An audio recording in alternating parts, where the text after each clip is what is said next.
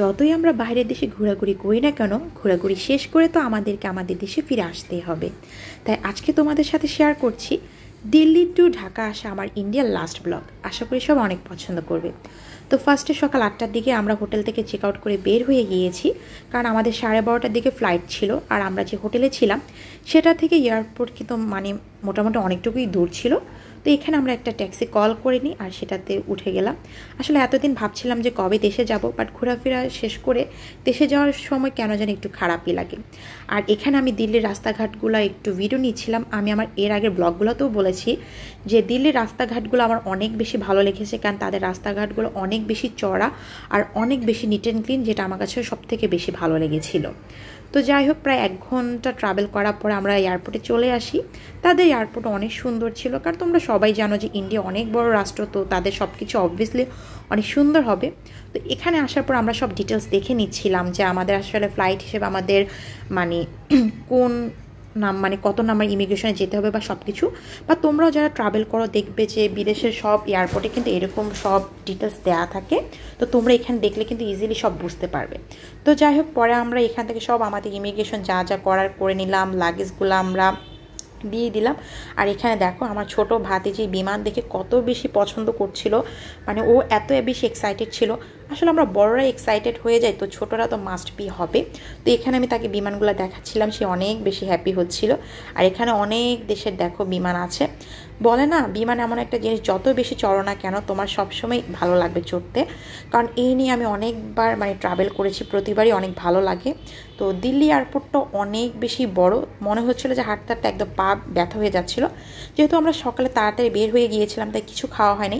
এখানে এয়ারপোর্ট আসার পর আমরা কিছু খেয়ে নিচ্ছিলাম, এটা ছিল ব্রেড পাকোড়া। ট্রাস্ট মি, একটু ভালো লাগেনি। এই খাবারটা মোটামুটি ভালোই ছিল, মোটামুটি একদম বেশি না। বলে না, নিজেদের দেশের খাবারের সাথে কোনো কিছুর তুলনা হয় না। আমি আমার দেশের খাবার অনেক বেশি মিস করছিলাম। এখানে একটা কথা বলে নিই, আমার পেজে একটা পোস্ট আমি করেছিলাম যে ইন্ডিয়ার খাবার আমার একদম ভালো লাগছে না, আমি এখানে ম্যাচ করতে পারছি না। আসলে তাই বলে যে ওদের খারাপ ভালো না, ওদের দেশের খাবার খারাপ আমি এমনটা বুঝাইনি। জাস্ট বুঝিয়েছি যে আমাদের সাথে তাদের খাবার স্টাইল আসলে মিলতেছে না। কারণ যেহেতু আমরা বাঙালিরা এক টাইপের খাবার খাই বা ওরা অন্য স্টাইলের খাবার খায়, অবভিয়াসলি তাদের সাথে আমরা কিন্তু ইজিলি মিলাতে পারবো না, বা ওরাও আমাদের সাথে খাবারের সাথে মিলাতে পারবে না। জাস্ট এতটুকুই। তো যাই হোক, এই যে দেখো এখানে কি সুন্দর, আমি আরও কিছু বিমানের ভিডিও নিচ্ছিলাম। তো পরে এই যে আমি যে একটা ব্রেড পাকোড়া খেয়েছি যে ব্রেডের একটা খাবার খেয়েছিলাম, এটা দেখো তারা কীভাবে সার্ভ করছিল সেটা আমি ভিডিও করছিলাম যাতে তোমাদের সাথে শেয়ার করতে পারি। বলে না, সব থেকে বড়ো কথা হলো যে নিট অ্যান্ড ক্লিন থাকা, যেটা আমি দিল্লিতে অনেক বেশি পেয়েছি। তো যাই হোক, খাওয়া দাওয়া করার পর আমরা লাইনে চলে গিয়েছি যে এখন আমাদের ফ্লাইট উঠতে হবে। তো যা দেখলাম যে প্রচুর বাঙালি ছিল, অনেক বিদেশিরাও বাংলাদেশে যাচ্ছিলো। আমি জাস্ট চিন্তা করছিলাম যে ওরা আসলে কেন আমাদের দেশে যাচ্ছিলো। তো এই তো এখানে চেক ইন করে আমরা তারপরে বিমানে উঠে গেলাম। এখানে আমার ভাবি আমার ভাতিজিটাকে একটু খাওয়াই নিচ্ছিল, ও খেতেই চায় না, তো অনেক কষ্ট ওকে কার্টুন দেখাচ্ছে আর খাওয়াচ্ছে। আর এই যে দেখো কীভাবে বিমানের লাগেজগুলো তোলা হয়, আমি অন্য একটা বিমানের লাগেজগুলো তোলা হচ্ছিলো সেটা একটু ভিডিও করে নিচ্ছিলাম, কারণ ফার্স্ট টাইম আমিও দেখেছি যে বিমানে আসলে লাগেজগুলো এভাবে তোলা হয়। তো এটা হলো আমি আজকে উইন্ডো সিটে বসেছিলাম যাতে ভিডিও করতে পারি।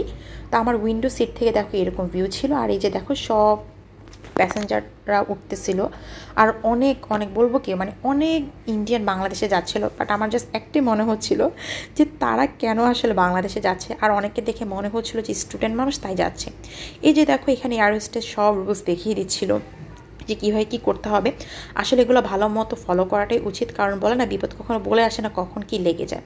তো যাই হোক, পরে আমাদের বিমানটা ছেড়ে দিল। এই যে দেখো আমি একটু এখন তোমাদের তাড়াতাড়ি স্পিডে দেখাচ্ছি, কারণ এত বড় ভিডিও দেখলে তোমরাও বিরক্ত হয়ে যাবে। যদি এটা স্লো মোশন ভিডিও আমি পেজে আপলোড করেছি। দেখো এই তো আলহামদুলিল্লাহ বিমানটা ফ্লাই করে ফেললো। তারপরে দেখো আমি একটু উঠার পরে ভিডিওটা করেছি। এগুলো দেখলে জাস্ট চিন্তা করি যে আল্লাহর সৃষ্টি যে কত সুন্দর, এগুলো না দেখলে আমরা বুঝতেই পারতাম না। কি সুন্দর দেখো, মেঘের মধ্যে দিয়ে আমরা ভেসে ভেসে যাচ্ছি।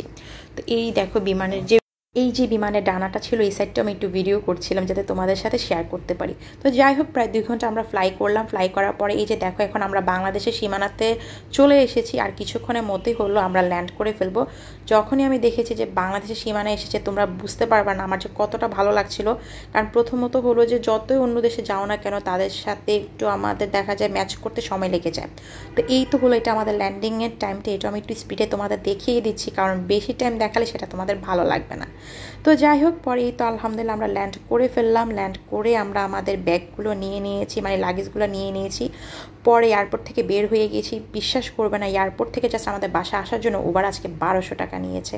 তো যাই হোক, এর মধ্যে আমার ইন্ডিয়ার সবগুলো ব্লগ শেষ হয়ে গিয়েছে। আশা করি তোমরা সবাই অনেক বেশি পছন্দ করবে।